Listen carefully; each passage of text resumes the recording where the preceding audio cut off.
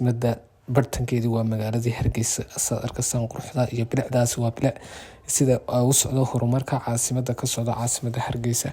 Haddaba barihii ugu dambeeyay caasimada waxa lagu soo kordhiyay wadooyin aad iyo aad u qurux badan. Iminka wadadan oo wadada halbowlaha u ah waxa la yiraahdaa Shimbirta, waa halka suuqa laga soo galo. Wada aad iyo aad u qurux badan, aad iyo aad qiimaheeda ula weeyaan. waa wadooyinka ka duwan sababtoo ah wadadan waa wada halbowla ah.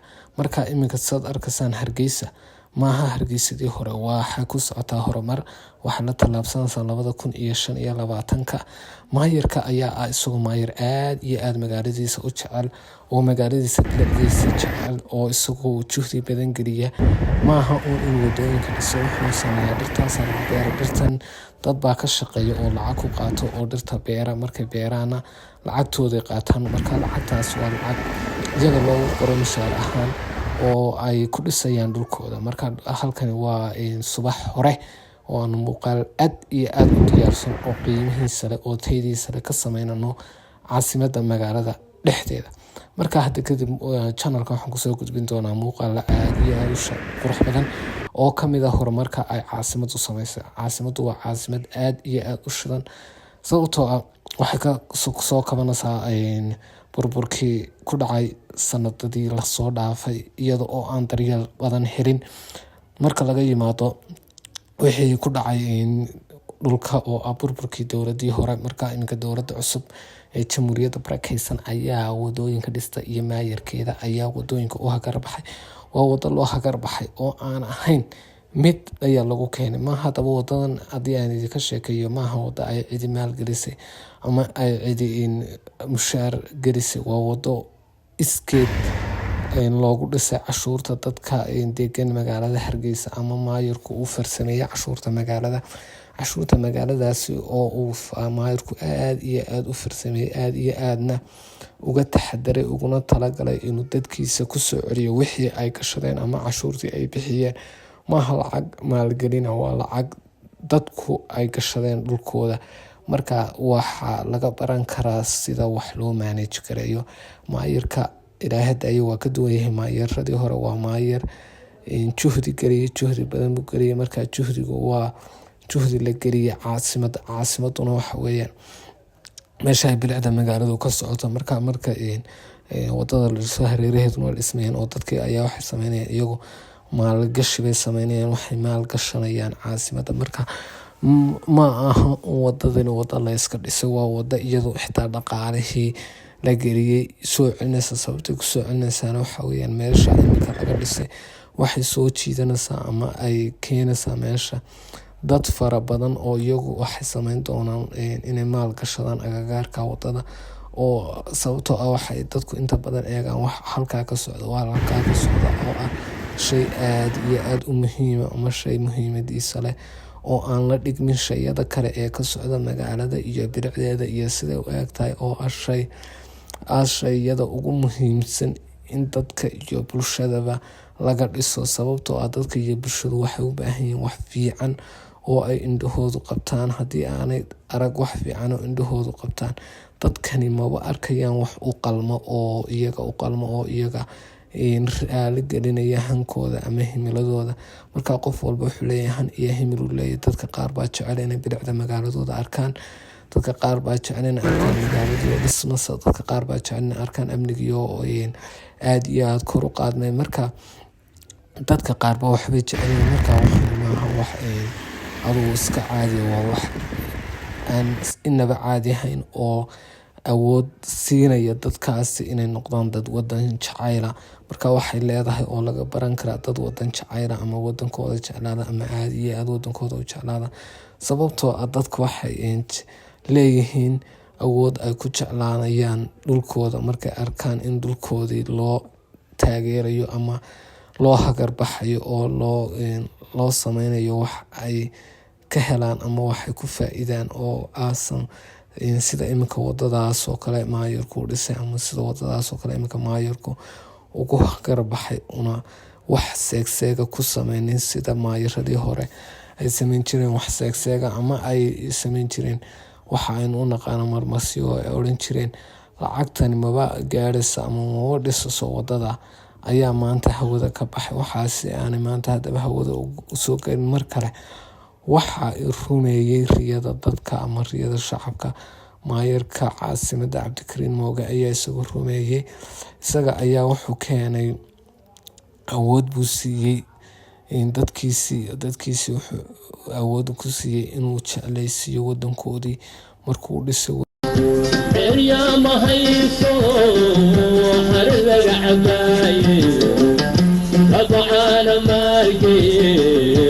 halkan iyada ah waxaanu maanta kusoo bandhiganaa muuqaal aad iyo aad u qurux badan.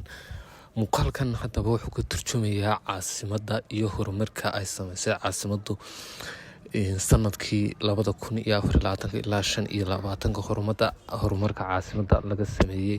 hadday noqoto dhinaca kaabayaasha dhaqaalaha, hadday noqoto dhinaca dhismaha. muuqaalkani haddaba isagu wuxuu ku saabsan yahay muuqaalada waa ka duwan yahay. wuxuu diiradda saarayaa in isbedelka caasimadda ku dhacay markan timaado xagga dhismaha oo isagu shay aad iyo aad u shaygaas oo markay tahay adduunka iyo wadanka waa shay caalami, waa shay la wada jecel, waa shay muhiim, waa shay aad iyo aad u muhiima. markaa shaygaas shay aad iyo aad u muhiima. markaa shaygan horumarka caasimadda 2024 ilaa 2025 ayaanu iskurayn doonaa. in wadadani waxay ka mid tahay wadada halbowlayaasha wadooyinka Somaliland. waa wada aad iyo aad u qurux badan. waa wadada suuqa tagta, waxaa la yidhaha wadada total baa la yidhahdaa. waa wada aad iyo aad u qurux badan. waa wada mashruuc fiican ku baxay. waa halbowla kuwa waa wada laba haada, waa haad sii socda iyo haad soo socda. haddaba wadani waxay wadooyinka iyadu kaga duwan tahay.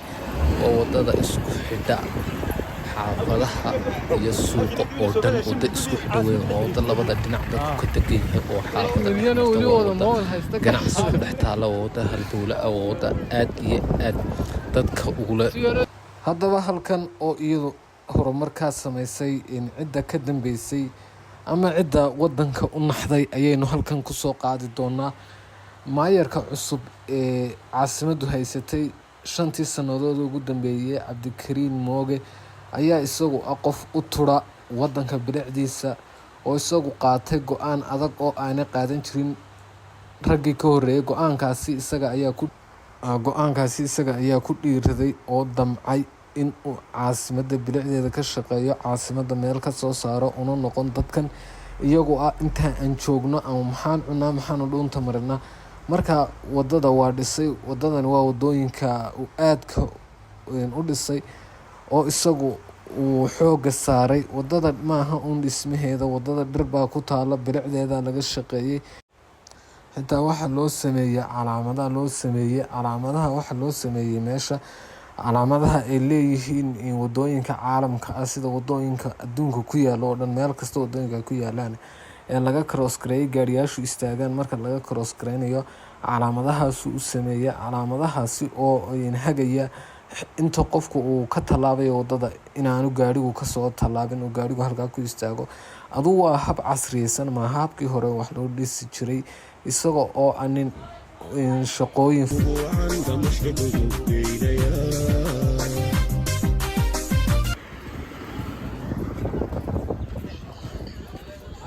geedkan aad ma garanaysaa. geedkan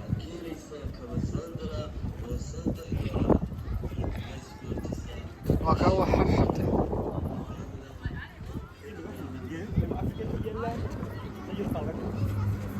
waa la keenaa geedaha, waa la keenaa.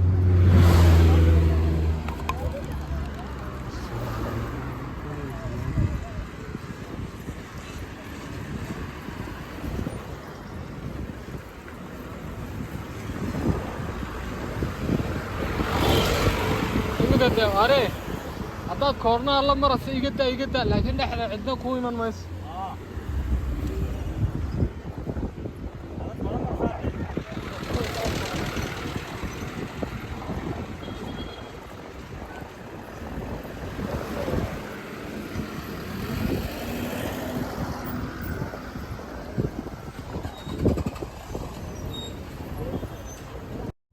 haddaba halkan iminka iyada waxaanu kaga hadli doonaa muhiimadda wadadu ay u leedahay mujtamaca dadka ama shacabka ku dhaqan magaalo madaxda Jamhuuriyadda Somaliland Hargeysa. Wadadani waa wado iyadu aad iyo aad u muhiima, wadooyinkuna muhiim bay u yihiin meel walba oo ay shacabku joogaan. Sababta ay wadooyinku muhiim ugu yihiin meel walba oo ay shacabku joogaan waxa weeyaan Somaliland gudaheedu inkastoo ay tahay dhul rafo wada buura ah, taasi waxay hoos u dhigaysaa number of tires ama taayirada wax noqda ama wax yeelooba ayay hoos u dhigaysaa. taasina waxay caawinaysaa inay gaariyaashu si fiican wadada ku maraan oo taayirisku aanay in badan banjirin qarxinta. Labaadna waxa weeyaan waxay ka qayb qaadanaysaa quruxda ama bilicda magaalada. Haddaba bilicda magaalada waxay muhiim u tahay siyaabo kala duwan. Ta koobaad, bilicda way qurxinaysaa magaalada, waxay ka dhigaysaa magaalada soo jiidasho leh oo dadka Soomaaliyeed meel ay joogaanba waxay ka dhigaysaa meel lagu soo hirto. Ta labaadna iyada waxay ka dhigaysaa meel indhuhu qaban karaan oo dadku ay iman karaan. Wadooyinku waxay ku sababaan magaalada marka laga dhiso meesha doonta ay ku taalo la qurxiyo in ganacsiga iyo dhaqaaluhuna u kordho. oo wadada marka wadada kale waa meel halbowle ah, meesha halbowlaha waxay sababaysaa ama xoojinaysaa inuu ganacsiga meeshaasi aad u kaco. Haddaba ganacsigu markuu kaco ama meel fog u gaadho ama uu xoogsado, xoogsiga uu ganacsigu xoogsado waxa ay meesha keenaysaa ama dhaqaalaha ku daraysaa ama sameynaysaa in ay dadku bilaabaan inay wax maalgashadaan ama ay maalgashi sameeyaan. Maalgashigaasoo ay iyagu ku maalgashanayaan wadooyinka agagaarkeeda. Maalgashigu haddaba wuxuu noqon karaa waxyaabo kala duwan. Waxyaabuhu maalgashigu noqon karo waxaa ka mid ah in wadada agteeda laga furo hodheelo cuntooyin oo cunto nooc kastaba ha ahaatee laga cuno, oo cuntadaasi ay noqoto cunto waaweyn iyo cunto yaryarba ama maqaaxi waaweyn ama hodheelo waaweyn. Sida in laga furo supermarkets, meel dadku wax ka gataan oo qofku markuu wadada marayo uu arko meel uu fadhiisan karo ama maqaaxi uu ku nasan karo. Ta saddexaadna waxa weeyaan in laga dhiso hodheel ay dadku seexdaan ama meel dadku ay ku nastaan. in dadku waa bini'aadan inay nastaan bay u baahan yihiin, inay waqti qaataan bay u baahan yihiin. taasi ayaa iyaduna lagama maarmaan oo waxay xoojinaysaa in ay dadku wadankoodii jeclaadaan ama meeshii ay iyaguna markay arkaan in dowladoodii wax u qabatay iyaguna inay waxooda la yimaadaan oo dhinacooda wax kaga darsadaan ama ay sameeyaan waxaynu u naqaano contribution kaasoo isagu ka qayb qaadanaya bilicda magaalada ama sida ay magaaladu u eekaanayso ama sida u eekaan doonto.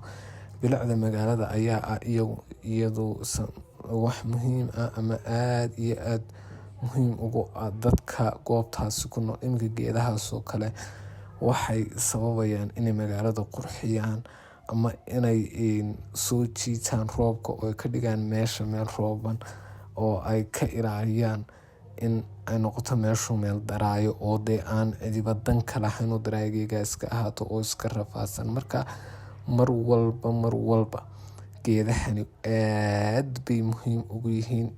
Dhirtani in laga beero oo bilicda magaalada laga shaqeeyo. Iminka saad arkaysaan wadadaasi waa 2 highway, mid sii socda mid soo socda. waxaad arkaysaa in hodheelo meesha ay ku yaalaan, guryo under construction aad arkaysaa. guryaha under construction-ka waxa weeyaan guryo loogu talagalay sababtoo ah wado muhiima ayaa meesha maraysa oo loogu talagalay in wadadan ay dadku ka faa'iideystaan agagaarkeeda. Sababta uga faa'iideysanayaana ay tahay in ay wadadan agagaarkeeda maalgashadaan ama guryahan aan bilicdoodu fiicnayn adduunyo oo laga dhiso guryo bilicdoodu fiican tahay.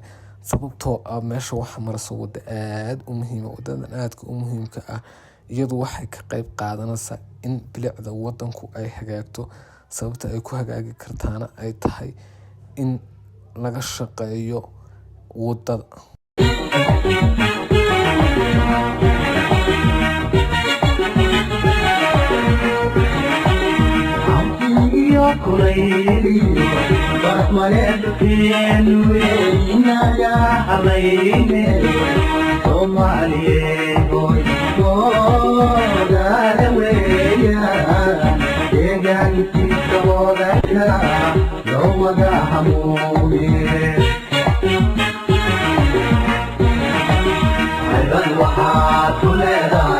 دكان هويو هيبر وحاد كل لهاي دكان هويو وانا لما هراني عجلي وحقوقه وانا لما هراني عجلي وحقوقه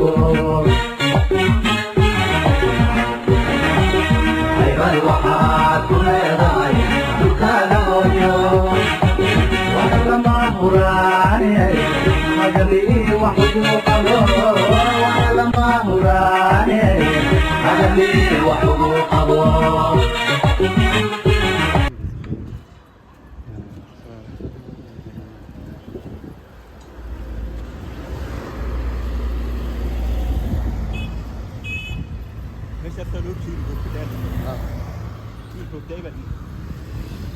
حقاس بيو كسو baxay niima xaqaas laga bilaabo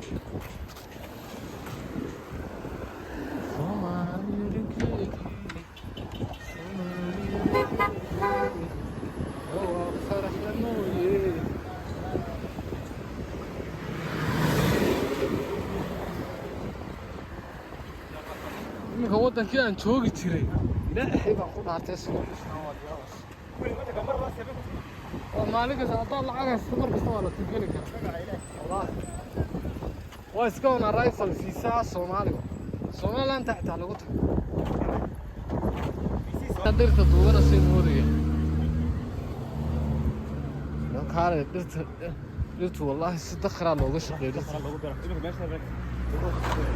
نو سعرت بيرها هنا متكان رواح بيربان تمهنا وبيربان بيرها يا والله والله وريب مقالبين كسمين لبس التلكين لأنه ما خاطر دولة وفاصات بيحكي دولة كتر ما قاعد بس هنا نحن قاعد سرد بيروح بيروح سرد بيروح أنا تكسر واحد هو يجيب كسمين قصة قسم أنا هم واحد وابا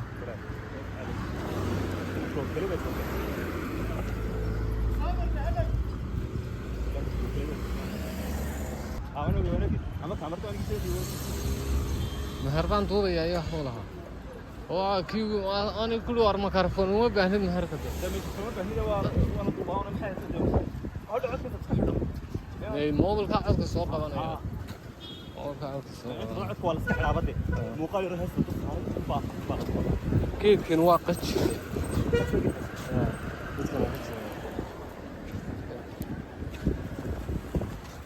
كيف كان؟ أنا أروح قتل. هذا مفهوم بالك صار نحن حدا ماشي. ويتصلوا بالشغل. سبحان الله يكون. يا. فحلاها يجيبوا كل شيء طبعا. ما يتبع الوقت. عيد الواد دقة موت.